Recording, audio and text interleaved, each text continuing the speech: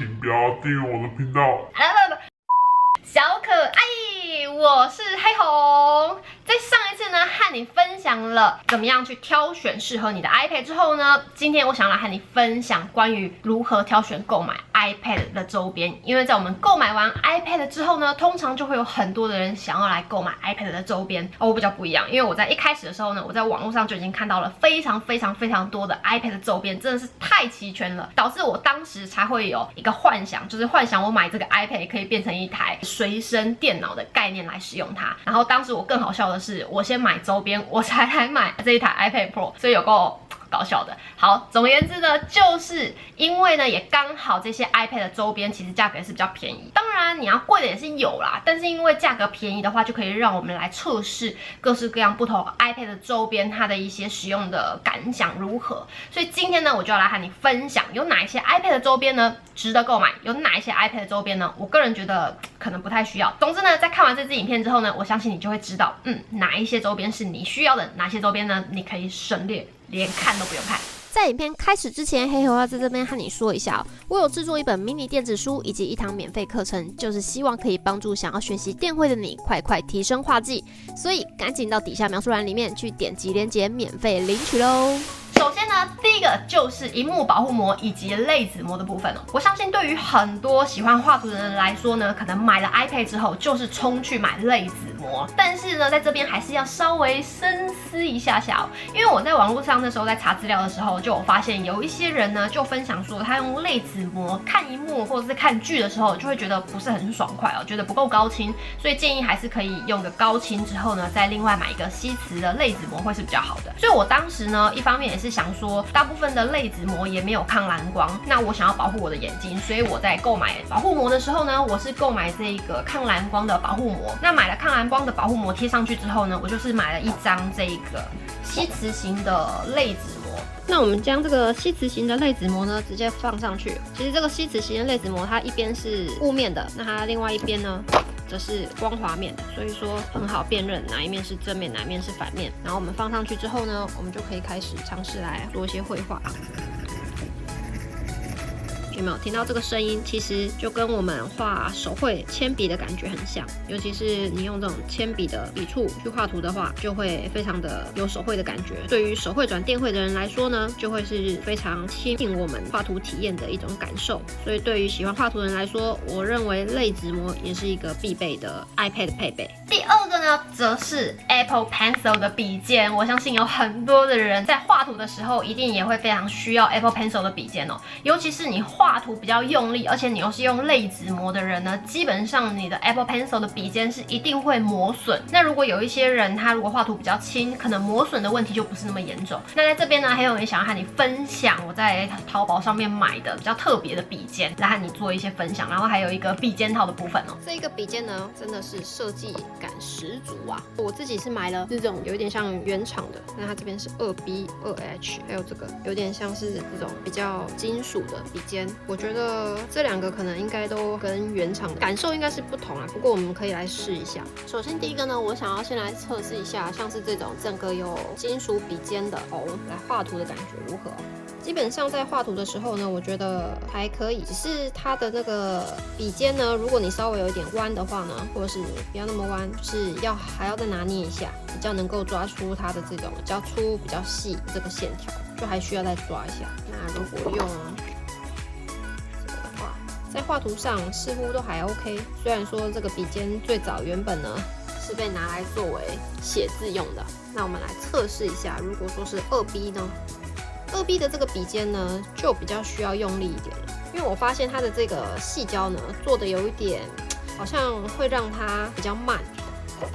我们不用这个，我们测试。我个人会建议像是有一些这种，如果你发现你在一般的高清膜上面画图不是很好画下去好像有一种阻力比较强的这种笔尖呢，建议还是要增加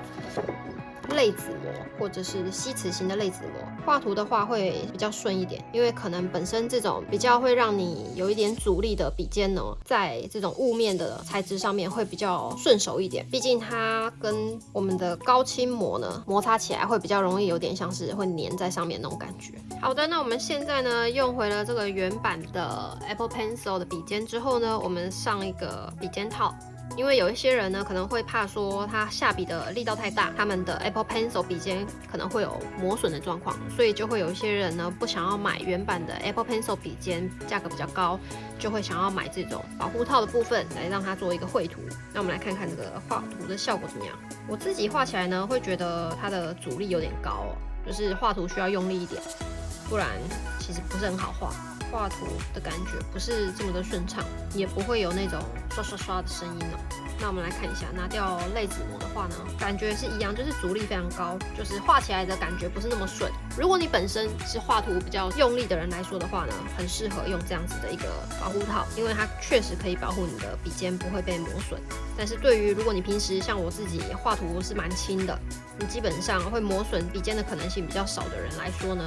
那其实用这个保护套的效果就没有那么的好，因为画起来就是需要出很大的力啊。OK， 在我们测试完了各式各样不同的 Apple Pencil 的笔尖之后呢，我只有一个感想，就是如果你画图本身就是一个下笔比较轻的人，跟我一样，那你就可以买原厂的 Apple Pencil 就好了，其他的真的就不太需要看的，因为不管是在没有膜的情况，在高清膜还是类子膜的情况之下呢，原版的 Apple Pencil 笔尖都会很好画，那本身也比较不容易去磨损，因为你下笔很轻。但如果你是一个下笔很重的人来说的话呢，那也许你不想花那么多钱去买原厂的 Apple Pencil 笔尖，就可以考虑一些像是平替这种阻力比较大的，那比较便宜的，让你磨损都没有关系的笔尖，又或是你也可以考虑像是笔尖保护套，这样也可以帮助你让你的笔尖可以减少磨损。但是我个人呢是觉得对我来说啦，阻力太大的，其实我不是很好画。第三个就是 iPad 保护壳的部分哦。在挑选 iPad 保护壳呢，我个人会建议有3个很重要的点，就是第一个，我们 iPad Pro 之前就有出现一些弯曲灾情，所以说呢，我会建议你在买保护壳的时候，不要只买那种细胶啊，这种就是防撞之类的，你还要去考虑到，就是说是否会有一个硬的底板，像是有亚克力的底板去支撑住，让它继续是平的，而不会说它一个软胶不小心太用力了，这样子压迫，